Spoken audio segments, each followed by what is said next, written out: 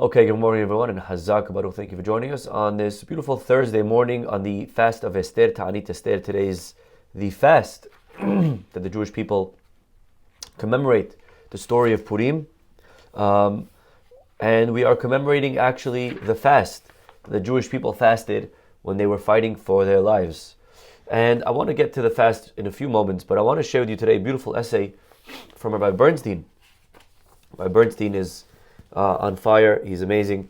And we're studying his book together, The Removing the Mask, Rabbi Emanuel Bernstein. We know that we begin the month of Adar actually, the Shabbat before Adar, with the reading of Shekalim. Shekalim is a passage in Parashat Ki Tisa. And it says over there that Hashem commanded Moshe to tell the Jewish people that everyone has to bring a half shekel. Okay?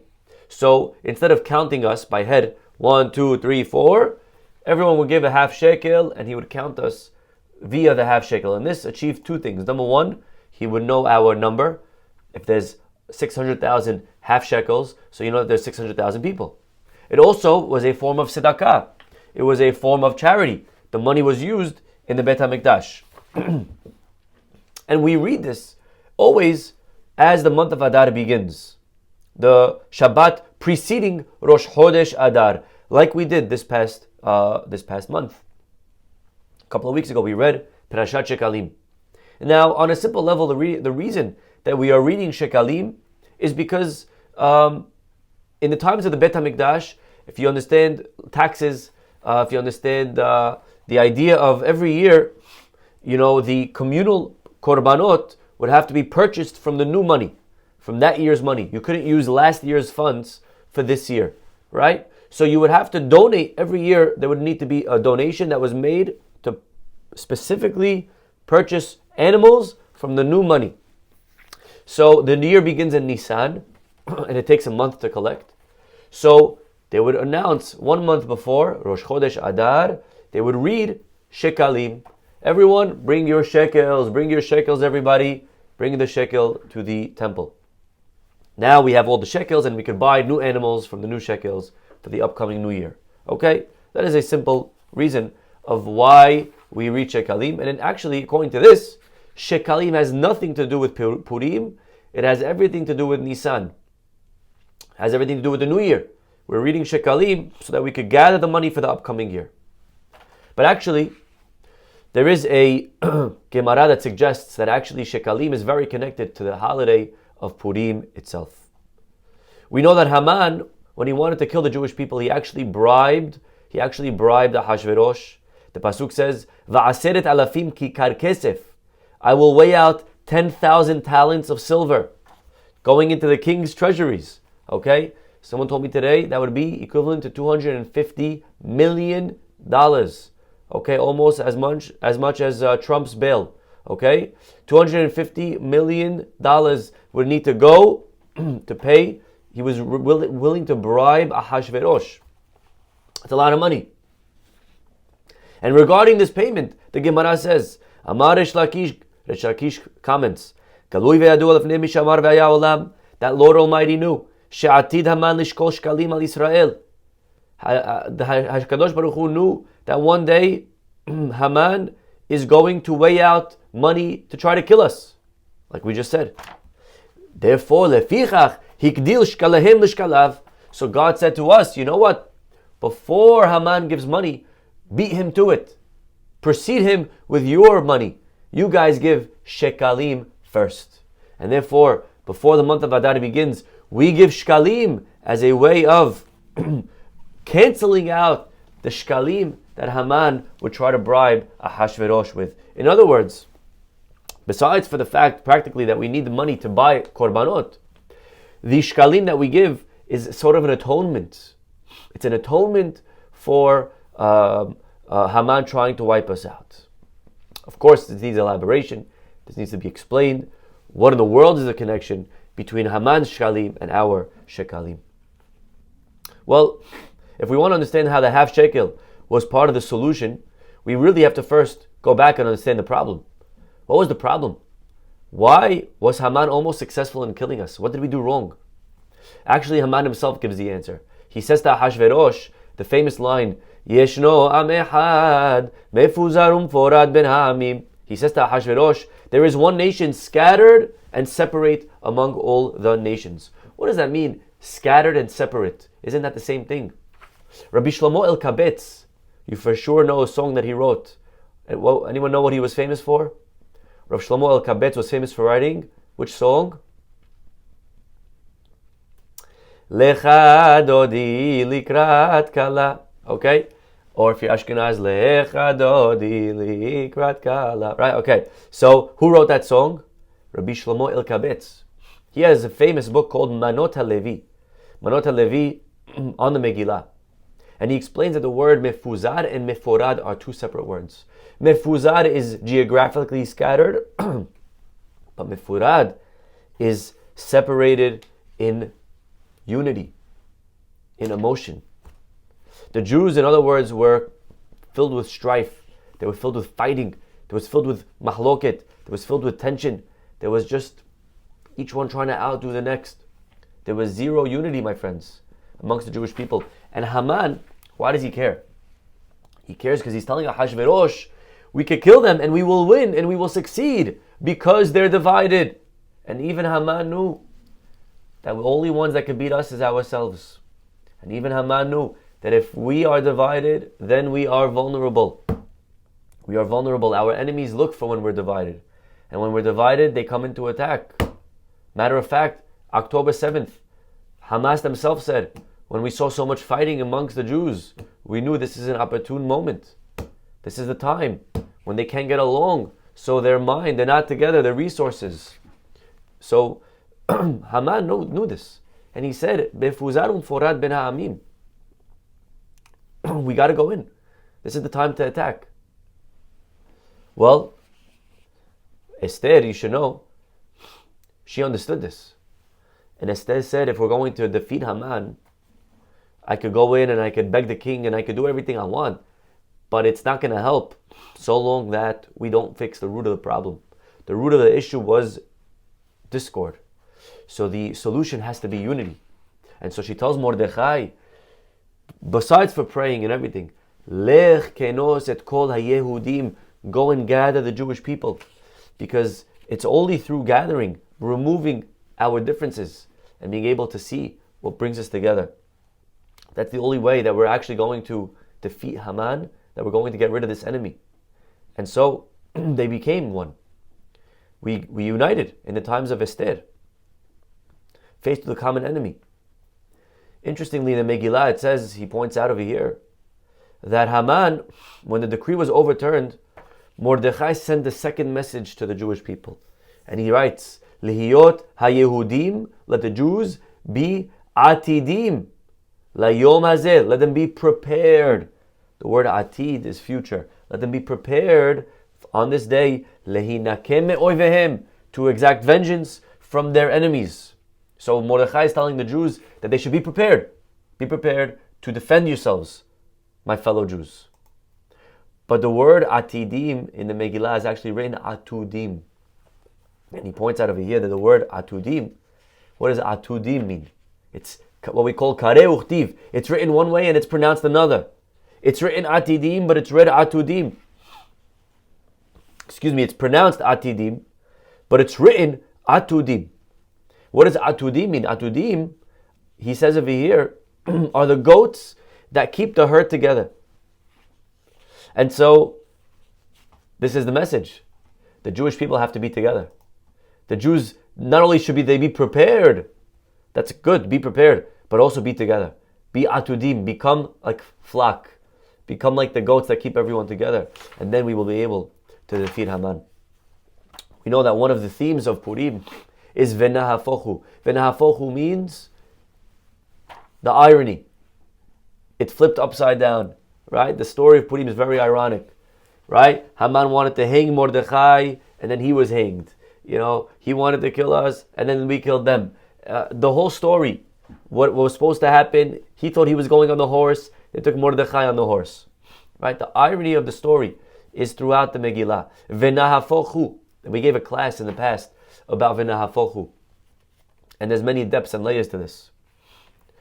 But one of the examples of v'nahafochu is that actually this idea of Jewish unity. Haman wanted to destroy us because we were divided. And it was actually through the very act of wanting to destroy us that he united us, that he brought us together, and that we were able to be victorious over him. And you're seeing it again today. Unfortunately, what happened before October 7th, there was a lot of mahloket between the Jewish people, a lot of fighting. I don't have to tell you what was going on in Israel. I'm sure you saw it yourselves. But look at the result of Amalek. Look what happens after October 7th. The Jews, there's a unity like you never saw. I've been to 2 solidarity trips in Israel. It is unbelievable. Everyone is there living for somebody else. Nobody is thinking about themselves. Soldier after soldier, just going in to save other people.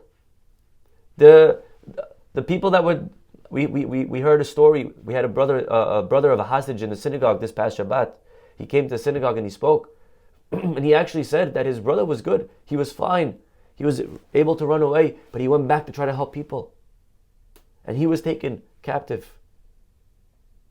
This is the unity that Hamas is bringing to us. Well, maybe there was a lot of fighting before, but no more fighting. Now we're beyahad, my friends. Now beyahad nenatzeyah. Our prayer and hope is that it stays. It shouldn't just be like a wave, comes and goes, comes and goes. We have to figure out how we could keep the love, even when Haman is not there. But Haman is known as the Tzorer HaYehudim, the oppressor of the Jews. But the word Tzorer also comes from the word Tzeror. Tzeror is a bundle. Haman is the guy who put us together. And so we say, thank you, Haman. Because of you, we're one. Hazaku Baruch. You did it, Haman.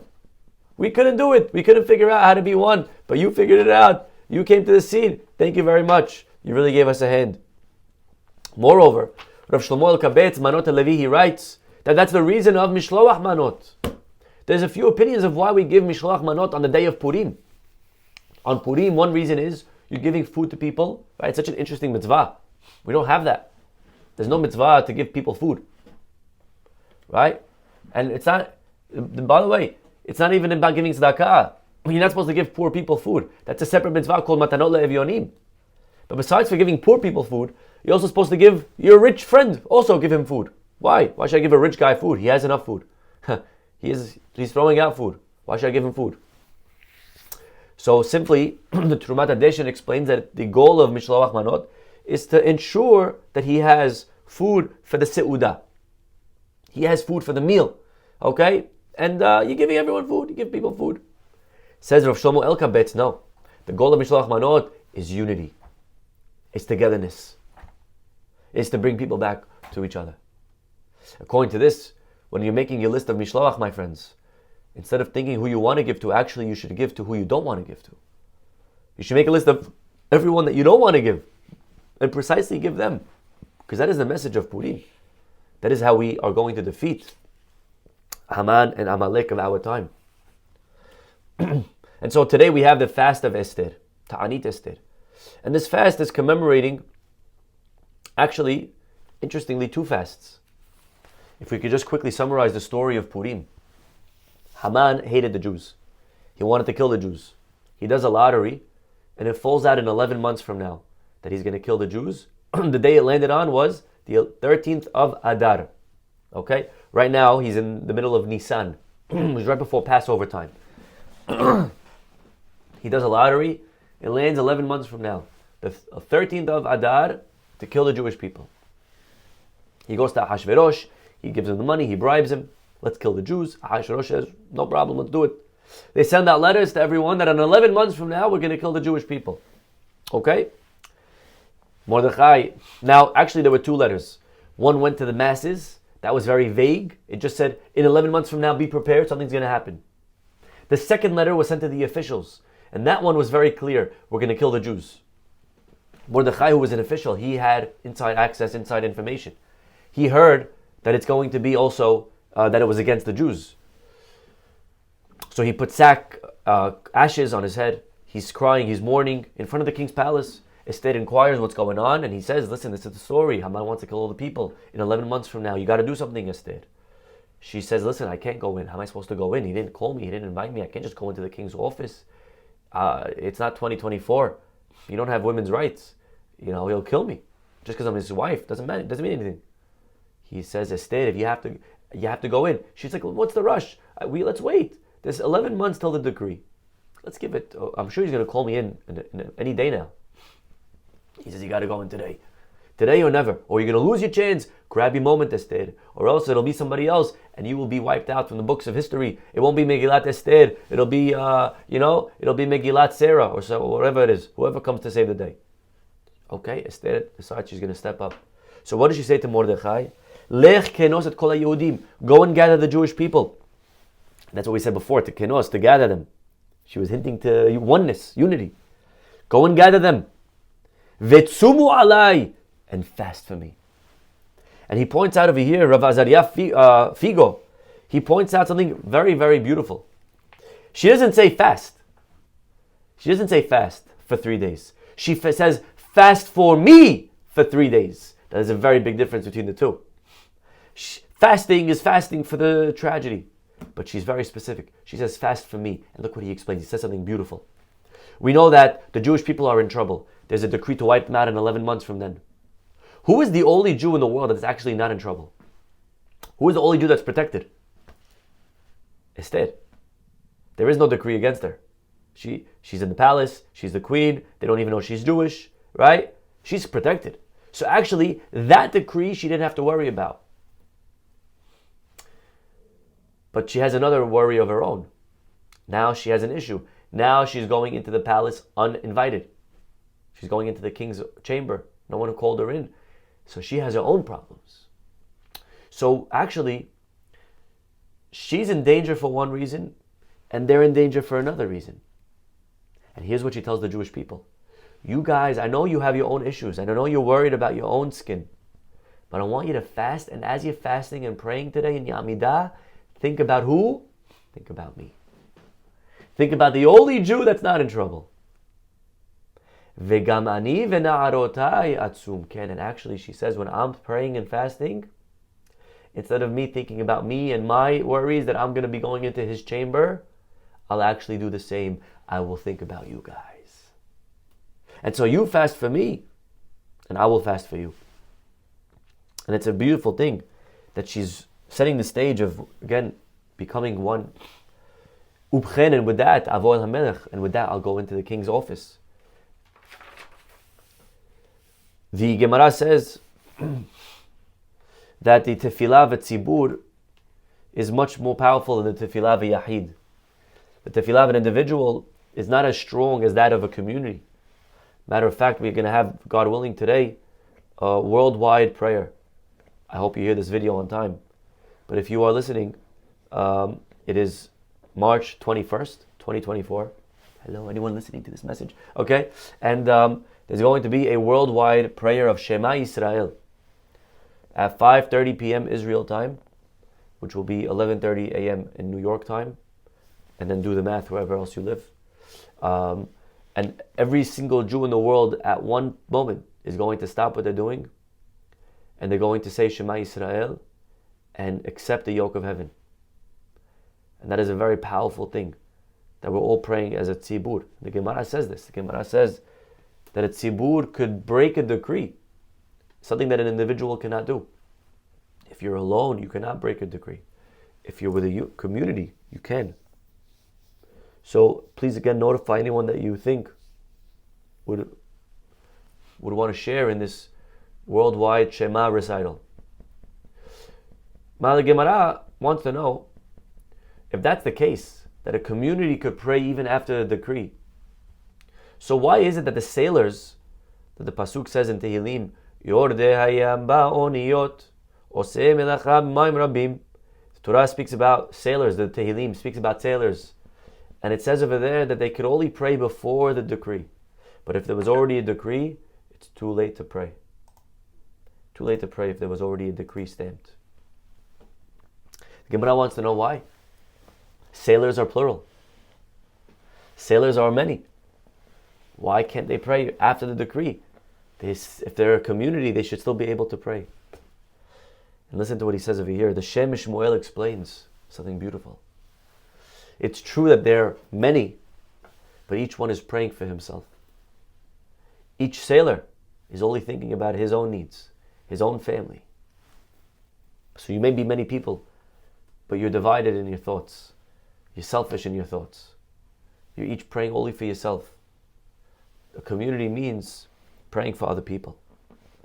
You could have a collection of individuals, but they're not one unit. If I have 100 people in a room, but each one is thinking of something else, that's not a community. A community is when they're together in mind and in space and everything in between. In other words, he says over here a beautiful line, community is defined not by the room that holds us together with others, but by the room we make for them in our hearts. He brings a beautiful story that the Rosh Yeshiva of the Mir, Rabbi Eliezer Yehuda Finkel, he was once asked by his students to raise the stipend. When you're in Kollel, you receive every month a paycheck from the yeshiva. Trust me, it's a very small paycheck. You can't even live on it.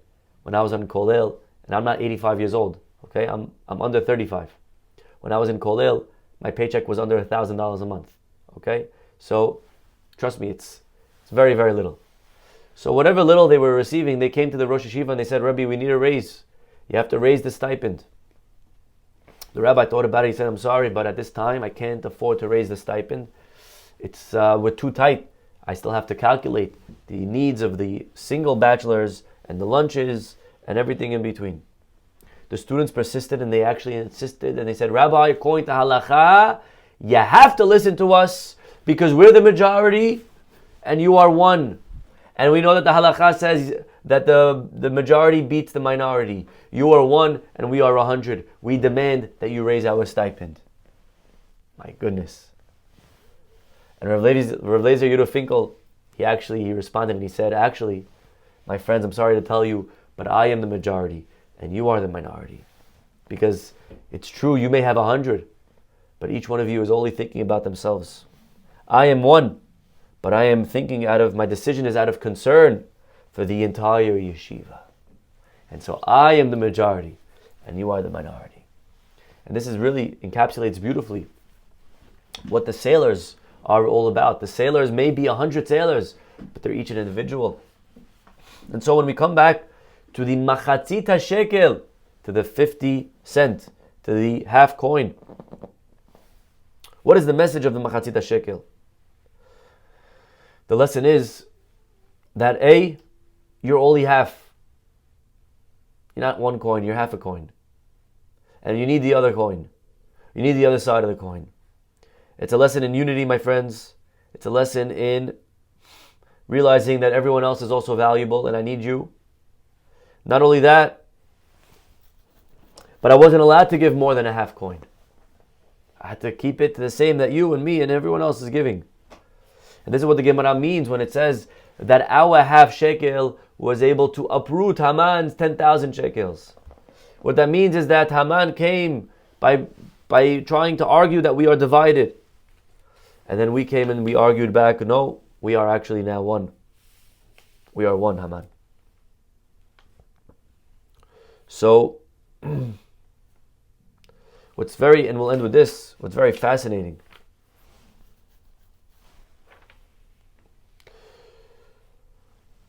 The Jewish people, when we received the Torah, the Pasuk says, Vayis'u mirfidim, vayavo'u midbar Sinai. The Pasuk says that we left Refidim and we arrived at Sinai. And Vayis'u is plural, Vayavo'u is plural. And all of a sudden the Pasuk ends off and says, Vayihan Sham Yisrael Neged Hahar. And we encamped there singular. Not Vayahanu. Not Vayahanu, but Vayihan. The Midrash, maybe the most famous Midrash, if you ever learned Chazals in Yeshiva, our rabbis say, Vayichan ke'ish echad, belev echad. One man, one heart. What that means that a prelude to receiving the Torah was that there had to be unity. There had to be one heart. Hashem did not give us the Torah earlier because we were not together. There was a lot of machloket. It wasn't just a nice thing. It wasn't just an important thing. It was crucial that we were one. If not for being one, Hashem, when we left Egypt, the Midrash says that he saw that there was strife, there was a lot of fighting as we were traveling. So he didn't give us the Torah yet. And only when we arrived at Har Sinai were we won. So now we were ready to receive the Torah. Obviously, there are many reasons why. Why is it important to be one to receive the Torah? Let's say I don't like you. I could still receive the Torah. Why is it so important for unity to be there? There's many answers to this question, but he gives over here one beautiful idea, and that is because many of the mitzvot in the Torah only make sense when we're one. Think about the mitzvah of interest. You can't charge another Jew interest. If you give someone a loan, you can't charge them interest. Now, if you think about it, why not? Why not? First of all, this money that I have, I want to make money on my money. So I'm charging interest. You need the money, and you're happy to pay me the interest. Right? We both agree. I want it, and you want to give it. You're happy. Now again, sometimes you're investing with someone, so that's not a loan. You're an investor. So you give the money and he does the work. So you're not lending him money, you're an investor. So that's okay, because you're earning not interest, it's a return. It's a return on your investment. Okay? But it's important to familiarize yourself with these laws. Sometimes you need what's called a heter iska. You need to sign a contract which explains explicitly that you're not a lender, you're an investor. But either way, the mitzvah, you can't charge interest. Why? He's happy to give it and I'm happy to take it. But the answer is, when the Jewish people are one, when we're a family, so you don't ask when your brother comes to you for a loan, how much extra will you give me back? Right? When your brother needs a loan, you give it to him. You don't charge interest on your brother. So when we understand that we are a family as a Jewish people, that we're a family, I may not know you, you may be a different language, you may live on the other side of the world, but every Jew has millions of brothers and sisters. Am Yisrael. We're all one family. And when you're a family, you don't charge interest on your brother or your sister. The question is, and we'll end with this, what brought us together? What unified us? It's true, we arrived to Har Sinai and we found the unity. But how do we get there? How we got there was the first words in the Pasuk. Right before we get there, it says, Vayis'u mirfidim. We left Refidim and we arrived at Har Sinai. And my friends, what happened at Refidim, if you know your history, is at Refidim, specifically, that Amalek came. And you see, the funny thing about Amalek is that Amalek tries to destroy us. And what happens is, it's backwards. It backfires. He tries to kill us. And actually, because of his attack, we become one. We become unified. And so after they left Refidim, we realized that our enemies, when we have an enemy, a common enemy, we put aside our differences. Again, like we just saw, unfortunately, just a few months ago. All of a sudden, when the enemy attacks, when Hamas attacks, nobody cares about, right, this or that, or religious, not religious, nobody cares, right, what side of the aisle you're on, right, everyone is one now, because of our enemy, because of Amalek. So when Amalek comes, the result is, Vayihan Sham Yisrael, we arrive at Har Sinai with a unity, we arise as a oneness. So we take this idea to a conclusion as follows. The Jewish people could not receive the Torah without being unified. And that unity was brought about by Amalek. And so actually Amalek played an instrumental role in allowing us to receive the Torah. Again, we say to Amalek, thank you. And how funny that it was thousands of years later that Amalek's great-grandson Haman came. And he also tried to destroy us. And he tried to destroy us in the name of fighting. And it was actually precisely Haman that brought us back together. And so, just like at Har Sinai, we became one. Just like at Har Sinai, because of Amalek, we were Ish Echad, Lev Echad. So too, in Purim, our rabbis tell us that we became one. In the last chapter, the second to last chapter of the Megillah, it says, Vekibel HaYehudim. Please find this word when you're listening to the Megillah Saturday night. All the way in chapter 9, verse 23. Over there it says, Vekibel HaYehudim. It doesn't say Vekiblu. It doesn't say plural. It says singular, Vekibel. Just like at Har Sinai, Vayihan, singular. We were there one. So too on Purim, Vekibel. We won as one. We received Vekibel HaYehudim. We re-accepted the Torah. How fascinating is that the 2 days that we said as a people, Na'aseh v'nishma, was both at Har Sinai and on the holiday of Purim. Hashem should bless us to be able to find that unity, not by having a common enemy, not by having Amalek or Haman come and to show us how we're actually more alike than we thought. But may that unity come from within, when we're able to appreciate the beauty that every other Jew has. I may not look like you, I may not think like you, you may not be the same religious as me, I may not pray in the same shul as you, I may never let my daughter marry your son, but it's okay, because we're family. And even if you're on the other sides of the world, we're family, and family is one. And when we realize this oneness that we each have as being part of the family of the Jewish people, we'll be zocheh to wipe out Haman of today, to wipe out the Amalek of today. And we'll be able to, together, to re-accept the Na'aseh v'nishma once upon a time of Har Sinai. And we will see the ultimate Geula, B'yamim hahem, b'zeman hazeh. Amen. We'll stop over here, everyone, wishing everyone an easy fast. And hopefully we will see you all tomorrow. Bye-bye.